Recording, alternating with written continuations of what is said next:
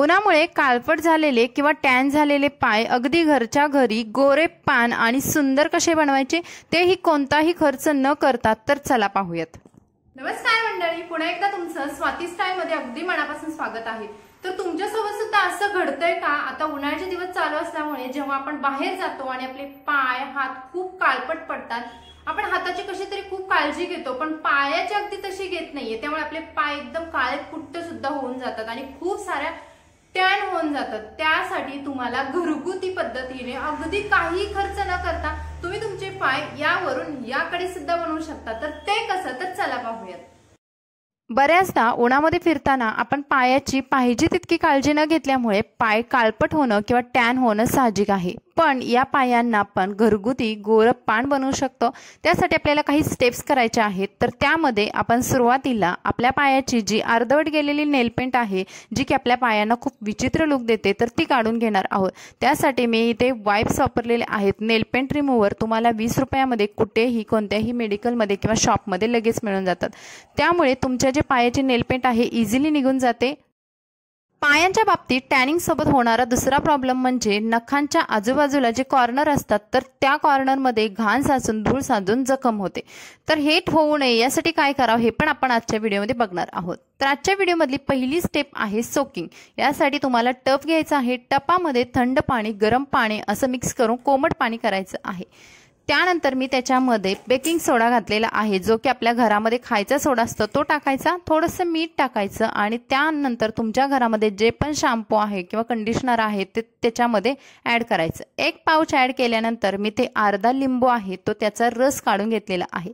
अर्धा लिंबू पूर्ण पिळून झाल्यानंतर लिंबाचा जो साल आहे तर ती साल आपल्याला टाकून न देता थोड्या वेळासाठी बाजूलाच ठेवायची आहे। तिचा वापर सुद्धा पुढे आपण करणार आहोत। त्यानंतर हे जे आपण पाण्यामध्ये जे घटक टाकलेले आहे त्याचा छान असा पेस्ट बनवायचा आहे आणि तो पेस्ट बनल्यानंतर त्याच्यामध्ये आपले दोन्ही पाय डीप करायचे आहेत। लगेच जर टॅन घालवायचं असेल तर तुम्हाला ही स्टेप करणं खूप गरजेचं आहे। यामध्ये वापरलेलं लिंबू, बेकिंग सोडा जे की अँटी टॅनिंग एजंट आहेत आणि जे आपल्या पायाचा मूळ रंग लवकरात लवकर घेऊन येतात। त्यानंतर हातांच्या बोटांनी असं तुम्हाला पायांची बोट किंवा पायावरती असं छान मसाज करून घ्यायचं आहे। जे की पायांच्या दोन्ही बोटांमध्ये अडकलेली घाण आहे किंवा टाचांना पडलेल्या भेगा आहेत किंवा मागच्या साईडला जे पाय घाण झालेले आहेत तर ते हाताने छान चोळून घ्यायचे। त्यानंतर आपण जे लिंबाचा रस पिळून झाल्यानंतर जे की साल उरली होती तर त्या सालीने पुन्हा तुमच्या बोटांचा मसाज करायचा आहे। आपण स्त्रिया जे जोडवी घालतो तर जोडवीच्या खाली सुद्धा बऱ्याच वेळा घाण अडकली जाते आणि त्यामुळे तुम्हाला जोडवी घालण्याच्या बोटाला सुद्धा इन्फेक्शन होतं। ती सुद्धा जोडवी तुम्ही इतकी घट्ट घालू नका जेणेकरून तुम्हाला इन्फेक्शन होईल। तर ती जोडवी थोडीशी सैलसर घाला, जी की फिरली पाहिजे, त्यामुळे तिथे घाण अडकणार नाही। लिंबाच्या सालीने छान असा पायाचा मसाज करून घ्या आणि बऱ्यापैकी तुम्ही बघाल नख आहेत, नखांवरची जी घाण आहे ती सुद्धा निघून जाते आणि त्यानंतर तुम्हाला आणखी 5 मिनिटांसाठी अशाच पद्धतीने हे पाय सोक करून ठेवायचे आहे। टपामध्येच ठेवायचे आहेत आणि छान हाताने मसाज करायचा आहे। तुम्ही पायांचा असा डान्स सुद्धा करू शकता जेणेकरून तुमच्या पायांचं जे ब्लड सर्क्युलेशन आहे ते सुद्धा छान होईल। घरामध्ये पडलेला असा एखादा जुना ब्रश घ्या आणि त्याने तुमच्या नखांवरून किंवा बोटांवरून फिरवून घ्या। त्यामुळे काय होईल की नखांच्या कॉर्नरमध्ये जी घाण अडकलेली आहे ती सुद्धा निघण्यास मदत होईल आणि जी बोटांवरची जी डेड स्किन आहे ती सुद्धा या ब्रशने बऱ्यापैकी कव्हर होऊन जाते। इतक्या वेळ पाण्यामध्ये सोक करून ठेवल्यामुळे पाय, त्यामुळे जी डेड स्किन आहे ती पटकन निघून जाते, काळपटपणा सुद्धा कमी होतो आणि अशा पद्धतीने आपल्याला नखांवरती सुद्धा सर्क्युलर मोशनने असा ब्रश फिरवून घ्यायचा आहे। बऱ्याच मैत्रिणींना दोन्ही बोटांच्या मध्ये सुद्धा इन्फेक्शन होतं, तर हिथे जी बॅक्टेरिया साचतात किंवा जे घाण होते आणि त्यामुळे फंगल इन्फेक्शन सुद्धा होतं, तर ते होऊ नये यासाठी तुम्हाला पेडिक्युअर करताना सुद्धा अशा पद्धतीने ब्रशने दोन्ही बोटांमध्ये सुद्धा फिरवून घ्यायचं आहे। जे की थोडेसे बॅक्टेरिया राहिले असतील तर त्या सुद्धा निघून जातील आणि टाचांना सुद्धा अशा पद्धतीने ब्रशने छान फिरवून घ्यायचं आहे, कारण टाचांच्या भेगेमध्ये सुद्धा घाण अडकून राहते आणि ब्रशने ते इझिली कव्हर होऊन जाते, इझिली निघून जातं। तुम्ही बघाल आता याच स्टेपमध्येच माझ्या हातापेक्षा माझे पाय गोरे दिसायला लागलेले आहेत आणि ही प्रोसेस आपल्याला करायची आहे 5 ते 10 मिनिटांसाठी। त्यानंतर तुम्हाला सेकंड प्रोसेस करायचे आहे स्क्रबिंग। स्क्रबिंगसाठी मी इथे साखर घेतलेली आहे आणि कॉफीचा एक 2 रुपयाचा जो पाऊच आहे तो अख्खा घेतलेला आहे आणि त्यामध्ये पुन्हा अर्धा लिंबाचा रस टाकलेला आहे आणि स्क्रबिंगसाठी हे मिश्रण आपण वापरणार आहोत। त्यामध्ये कोणतंही तुम्ही ऑलिव्ह ऑइल किंवा तुमच्या घरामध्ये असणारं पॅराशूट ऑइल सुद्धा त्यामध्ये ॲड करू शकता आणि हे मिश्रण आपल्याला घेऊन छान असं मिक्स करून पायांवरती स्क्रब करून घ्यायचं आहे। स्क्रबिंगमुळे पुन्हा जी डेड स्किन राहिलेली आहे पायांवरती किंवा जी छान अशा प्रकारे चमक येण्यासाठी आपल्याला हा स्क्रब वापरायचा आहे।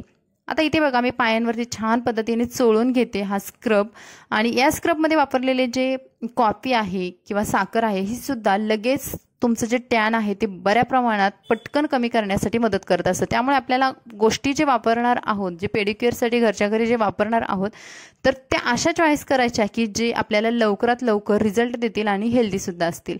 पुन्हा लिंबाचे जे साल होते त्यानेच मी पुन्हा अशा पद्धतीने मसाज करून घेतलेला आहे। पायांच्या बघा कधी कधी जे आपल्या कॉर्नर असतो पायांचे, तर तिथे सुद्धा बऱ्याच वेळा टॅन भरपूर प्रमाणात जमा होतं, आपण त्याकडे लक्ष देत नाही। पायांचे घोटे आहेत किंवा गुडघे आहेत, इथे सुद्धा काळपटपणा वर्षानुवर्ष जमा झालेला असतो, त्यासाठी सुद्धा तुम्ही ही प्रोसेस नक्की करू शकता।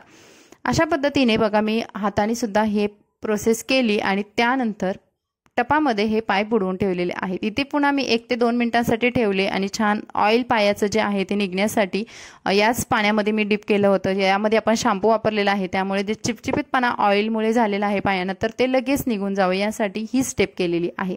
याच पाण्यामध्ये मी डिप केलेलं होतं पाय पुन्हा एकदा। त्यानंतर आपण करणार आहोत थर्ड प्रोसेस आणि लास्ट प्रोसेस। यासाठी मी पॅक बनवणार आहे। इथे मी घेतलेला आहे 1 चमचा चंदन पावडर आणि त्याच्यामध्ये 2 चमचे गुलाब पाणी मिक्स करणार आहे। आता चंदन पावडरचा वापर आपण बऱ्याच वेळा चेहऱ्याच्या ग्लोसाठी वगैरे बघितलेला आहे, पण पायांसाठी सुद्धा आपल्याला करायचं आहे। या चंदन पावडरमुळे पायांचं छान नरिशमेंट तर होणार आहे, त्याचबरोबर तुमच्या पायांना छान ग्लो सुद्धा भेटणार आहे आणि उजळ सुद्धा बनणार आहे। आपण आपल्या पायांची तितकी काळजी घेत नाही जेवढी आपल्या चेहऱ्याची आणि हाताची घेतो। तर हा पॅक लावताना आपल्याला हाताने असं चोळून लावायचं आहे। 15 मिनिटांसाठी हा पॅक ठेवल्यानंतर सुकल्यानंतर पॅक पूर्ण स्वच्छ धुवून घ्यायचा आणि एका छान स्वच्छ रुमालने पाय दोन्ही पुसून घ्यायचे आहेत। त्यानंतर आता नखांना आपण शेप देणार आहोत, जे की खूप डेड झालेली नखं आहे, ज्यांना कोणत्याही प्रकारचा शेप उरलेला नाही, ती नखं सुद्धा पायावरती ठेवून आपण अजूनच विचित्रपणा ओढवून घेतो। त्याऐवजी आपल्याला पायांना छान शेप द्यायचा आहे आणि जे नखं ज्यांना शेप नाही तर ते सुद्धा काढून घ्यायचे। नेल कटरने छान शेप द्यायचा आणि त्यानंतर तुम्ही राऊंड शेपमध्ये अशा पद्धतीने नखांना शेप देऊ शकता। नखांचे जे कॉर्नर आहेत ते आपल्याला जास्त प्रमाणात काढून घ्यायचे नाहीत, नाहीतर तिथे पुन्हा ते नखं अर्धी राहिलेली नखं रुतून जखम होऊ शकते। तर आता तुम्ही बघाल इथे माझ्या पायाचं जवळपास सर्व पेडिक्युअर हे झालेलं आहे आणि इथे लास्ट मी एक स्टेप करते, ते म्हणजे नेल पेंट लावणं। पायांना छान अट्रॅक्टिव्ह आकर्षक दिसावं यासाठी नेल पेंटचा कलर सुद्धा तुम्ही तुमच्या हिशोबाने छान प्रकारे चॉईस करा। लग्न समारंभांसाठी तयार होत असाल तर रेड कलरचा नेल पेंट नक्की चॉईस करा। तर मैत्रिणींनो, तुम्हाला तुमच्या पायाची अशी काळजी घ्यायची आहे की जे तुम्ही चेहऱ्याच्या आणि हाताचं घेता तर त्याचं टॅन कधीच होणार नाही। तर मंडळी, हा व्हिडिओ तुमच्या फ्रेंड्स फॅमिलीमध्ये नक्की शेअर करा। व्हिडिओ आवडला तर लाईक करा आणि आपल्या चॅनलला सबस्क्राईब करा। हा व्हिडिओ तुम्हाला कसा वाटला कमेंट्समध्ये सांगायला विसरू नका आणि तुम्हाला आणखी कोणत्या प्रकारचे व्हिडिओ बघायला आवडतील ते सुद्धा सांगा। चला भेटू अशाच नवनवीन व्हिडिओसोबत। मस्त राहा, खुश राहा आणि शिकत राहा। Bye bye.